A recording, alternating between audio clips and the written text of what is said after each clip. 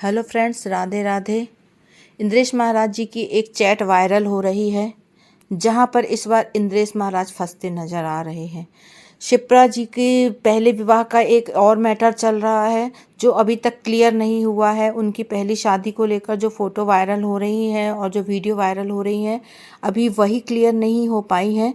उसके बाद एक नई चीज़ सामने आ गई है जो इंद्रेश महाराज को मुसीबत में डाल सकती है। कह रहे हैं इंद्रेश महाराज ने कहीं और शादी तय की थी और बिना बताए ही तोड़ दी है, जिसकी वजह से लड़की की मां आईसीयू वार्ड में एडमिट है। कथावाचक इंद्रेश महाराज मुसीबत में फंसते जा रहे हैं, पर उनकी तरफ से कोई बयान सामने नहीं आ रहा है। उनकी जो चैट वायरल हो रही है उसमें उन्होंने लिखा है कि भाई हमें पैसा नहीं चाहिए, पैसा हमारे किस काम का है। और वो लड़की वालों से कह रहे हैं कि 2026 में शादी होगी, वहीं पर सगाई और शादी साथ में होगी, और लड़की वाले तैयारी भी शुरू कर चुके हैं। और इसी बीच उन्होंने वहां से शादी बिन बताए तोड़ दी है, और वहां से शादी तोड़कर फिर उन्होंने शिप्रा से शादी कर ली है। उनका ये रिश्ता राजस्थान में हुआ था, और उनके अचानक ये शादी कैंसिल करने की वजह से जब लड़की की माँ को ये पता चला तो उन्हें बहुत तेज शॉक लगा और वो हॉस्पिटल में आईसीयू वार्ड में एडमिट हो गई हैं।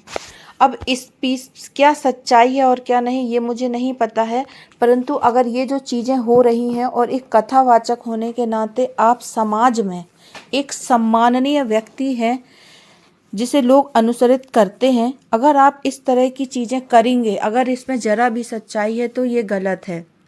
इन सारी मुसीबतों के चक्कर में इंद्रेश महाराज और उनकी पत्नी शिप्रा अपने वैवाहिक जीवन को सही से शुरू नहीं कर पा रहे हैं, क्योंकि जब से उनका विवाह हुआ है वो किसी न किसी कंट्रोवर्सी में फंसते नजर आ रहे हैं। सबसे पहले तो उनकी जो जयपुर की एक भव्य शादी हुई थी, वहाँ पर वो फंसते हुए नजर आए कि इतनी भव्य शादी करी आपने, क्या कथावाचक को इस तरह की शादी करना शोभा देता है? या वो अपनी कथाओं में जिस तरह की बातें कहते थे कि शादी सादगी से होना चाहिए और मुझे शादी में जाने में घबराहट होती है, इस तरह से जो वो बयान देते थे, और जब उनकी शादी हुई तो ऐसा लगा किसी राजा महाराजा की शादी हो रही है। मैं सच कहूँ, मुझे तो अंबानी से ज़्यादा अच्छी शादी महाराज जी की लगी। अगर मैं अपनी पर्सनल राय व्यक्त करती हूँ, उनसे अच्छी लगी, क्योंकि इसमें एक देवीय माहौल था, जैसे देवी देवता जिसे हम टीवी में देखते थे, महाभारत और रामायण वगैरह में देखते थे, जिस तरह से देवताओं का विवाह होता है, इस तरह से ये विवाह कराया जा रहा था। तो ये सारी चीज़ें देखते हुए ये विवाह बहुत ही खूबसूरत लगा। वो फूलों की बरसात, वो उनका एक सहज भाव, हाथ जोड़ के सबका अभिनंदन करना, साधु संत मंत्रों का उच्चारण, सारी चीज़ों से ओतप्रोत वो शादी थी। वहाँ से निकल कर ये जैसे ही आते हैं, इनका पहला दिन होता है, तो कुछ इनके रिलेटिव बोलें, फ्रेंड बोलें, शिप्रा जी के जो भी हों, इन्होंने कुछ फ़ोटो वायरल कर दी जहाँ पर इनकी पहली शादी को दर्शाती हैं कि शिप्रा जी पहले से शादीशुदा हैं और उनका तलाक हो गया है ना। इसके चलते लोगों का एक जो गुरु माँ के लिए एक भावना थी, एक प्रेम था, वो आहत हुआ है लोगों का। लोग गलत बोल रहे हैं कि लोग गलत हैं, पर लोग कहाँ गलत हैं? गुरु माँ मानने के लिए तैयार बैठे थे। उन लोगों को ऐसी चीज़ें होगा और अपनी गुरु माँ को शॉर्ट ड्रेस में देख रहे हैं, गुरु माँ को एक रोमांटिक मोड में देख रहे हैं, हनीमून प्लेस पे देख रहे हैं, मालदीव्स में देख रहे हैं, फोटो देख रहे हैं, तो वो कितने, उनको कौन सा मतलब वो सेटिस्फाई कैसे होंगे बताओ आप? गुरु माँ के रूप में वो एक ऐसी स्त्री को फिर कैसे स्वीकार करेंगे? अब यहाँ के विवाद थमते नजर नहीं आ रहे हैं। एक नया बयान आ गया है कि 3 साल से ये लोग शादी में थे। अगर 3 साल से शादी में थे तो 3 साल होता है 2023। 2023 को शिप्रा जी का तलाक नहीं हुआ था, उनका तलाक जून में हुआ है ना। तो यहाँ पर भी ये फंसते नजर आ रहे हैं। तो अगर वो उस समय अफेयर में थे तो क्या एक्स्ट्रा अफेयर था ये इनका शादी में चलते हुए।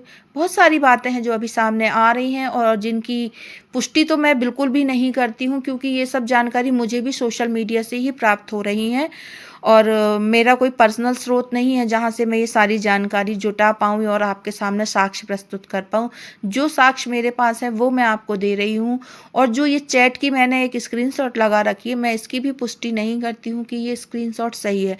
ये भी मुझे सोशल मीडिया के स्रोत से ही प्राप्त हुआ है। अगर इसमें सच्चाई है तो गलत है, क्योंकि एक सम्माननीय व्यक्ति इस तरह की हरकत करते हुए अच्छा नहीं लगता है। इनके पिता के बयान अलग आ रहे हैं कि हमें एक ब्राह्मण परिवार की लड़की चाहिए थी, सनातनी चाहिए थी, हमें मिल गई।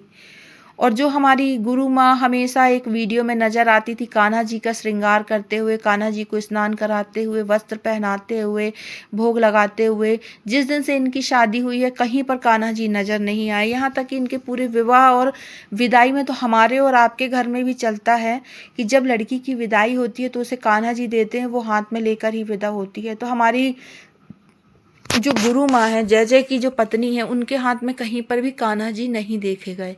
आप लोगों को क्या लगता है फ्रेंड? अगर आप लोगों को मेरी बात सही लगती है तो प्लीज़ कमेंट सेक्शन पे ज़रूर अपनी राय बताएं और लाइक भी करें।